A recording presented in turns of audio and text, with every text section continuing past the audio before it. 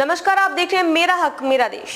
आइए नजर डालते हैं इस वक्त की बड़ी खबर पर। वीआईपी कल्चर पर फिर होगी मार, टोल प्लाजा में होगा बड़ा बदलाव, हाईवे से हटेंगे ये होर्डिंग। वीआईपी कल्चर पर सरकार एक बार फिर मार करने की तैयारी में है। अब खबर है कि राष्ट्रीय राजमार्गों पर लगे उन होर्डिंग को हटाने की योजना है जिसमें टोल टैक्स से छूट हासिल करने वाले लोगों के नाम लिखे होते हैं। हालांकि इसे लेकर आधिकारिक तौर पर कुछ नहीं कहा गया है, लेकिन संभावनाएं जताई जा रही है कि नई सरकार इस पर प्राथमिकता से फैसला ले सकती है।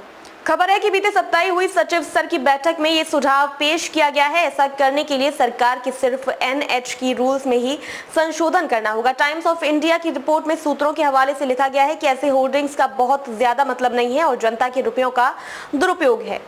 उन्होंने कहा कि इसकी वजह से टोल प्लाजा पर जिन लोगों को छूट मिलने का अधिकार है, उन्होंने वाहनों को सरकार ने पहले ही एग्जेम्प्टेड फास्टैग्स उपलब्ध करा दिए। साथ ही ऐसी सूची देखने में कुछ ही लोग दिलचस्पी देते हैं कि किसी टोल टैक्स से छूट मिलने का अधिकार है। खास बात यह है कि एनएचएआई छूट हासिल वाहनों के लिए एक लेन तैयार करने पर भी विचार कर रहा है। क्या है मौजूदा नियम? मौजूदा नियमों के तहत हाईवे अथॉरिटी को हिंदी और अंग्रेजी के 22 गणमान्यों के नाम टोल प्लाजा में 1 किलोमीटर पहले प्रदर्शित करने होते हैं, जिनके वाहनों को छूट दे दी गई है। साथ ही अंग्रेजी और स्थानीय भाषा में टोल प्लाजा से 500 मीटर की दूरी पर भी नाम प्रदर्शित करने होते हैं। रिपोर्ट के अनुसार सूत्र बताते हैं कि एक बार जब अधिकारी और वीआईपी निजी वाहनों में सफर करते हुए छूट की मांग करते हैं तो टोल संचालकों के साथ उनकी कहासुनी के भी मामले देखे गए हैं। किसने पहली बार उठाया ये मुद्दा? जयपुर के रहने वाले पृथ्वी सिंह कंथल ने पहली बार एनएचएआई के सामने जनता के रुपयों में गलत इस्तेमाल का मुद्दा उठाया था। साथ ही उन्होंने मंत्रालय और प्रधानमंत्री कार्यालय को भी पत्र लिखा था।